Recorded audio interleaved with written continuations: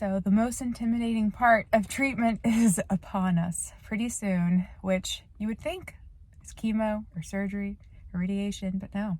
While chemo and surgery and radiation are really intense, they're time limited. So I know that there's an end, to all of it. There's a light at the end of the tunnel.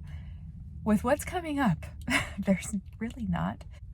The plan is to be doing endocrine therapy for 10 years, but it's pretty intimidating because the side effects affect quality of life and they're not temporary. It just is. I'm really trying to mentally accept what's coming. Not because I'm being pessimistic. I would love to be an eternal optimist. And I kind of think hey, maybe I won't have these side effects, but my medical team has pretty much told me prepare yourself because it's coming.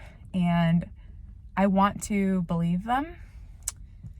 I also want to ignore them, but I'm trying to choose to wrap my mind around it because I don't want it to blindside me and then just throw in the towel. I want to do everything I can, and doing everything I can seems like it's gonna be pretty rough. I'm going to be starving my body of hormones that are required to be healthy. But I can't be healthy because when I was healthy, those hormones fed the cancer. That's hard to accept.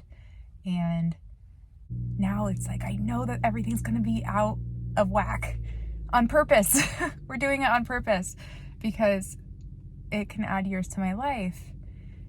It's such a strange conversation to have of quality of life over quantity of life. But most women who have endocrine therapy don't finish the treatment because they can't handle the side effects. They choose to have a quality of life and accept the risk of recurrence. I don't feel like I have that choice because inflammatory breast cancer has such a high risk of recurrence. Even when you do everything to try to combat it, there's such a high risk of recurrence. And so I feel like if I don't use every tool in my toolbox and I choose quality of life, there's such a little bit of quantity left, because this is not the kind of thing that's just gonna brew for years. That's not how inflammatory breast cancer works. It's so fast. And when I see how fast it is, because I experienced it, this is not something that I feel like I can gamble with and just hope for the best without doing what I can to try and prevent it. And yeah, I think the biggest thing I think about is my kids. It would be better to have a mom who's experiencing all these side effects than not have a mom. Most of the time, women who are diagnosed with breast cancer are a lot older. Their kids are grown, So maybe they're not even in the same scenario as I am.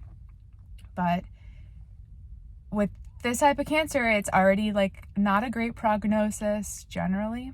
So then if I don't do the medications, who knows? It's wild, wild west out here, So I don't know. How do you prepare for that? How do you prepare for your body to just be completely different forever? I know that I'll be able to navigate through. It is just a grieving, and that's a lot of people don't fully understand that you can grieve something that isn't involving death. I know that I'm grieving what was and trying to accept what is. I'm hoping that what's to come is pretty similar to what was, because what was great. And I love that back. I know it won't fully be back, but I hope some of it is, and I think it will be. I just don't know how much of it will be and how much of it will change. So wherever I go and whatever happens, the Lord will meet me there, and He'll give me the grace that I need to meet the challenges ahead. Sometimes I just wish there wasn't so much challenge ahead. Now we're moving into what is our new normal. I hate that phrase, new normal, but it is, I guess. It's a new normal. So we're going to figure out what that looks like, and hopefully it looks good. Keep me in prayer because I am nervous. And I'm very, very thankful that I do have a whole host of people praying for me and continuing to lift me up, because it feels like I'm not alone. I appreciate you. I'll keep you updated, and hopefully things are good.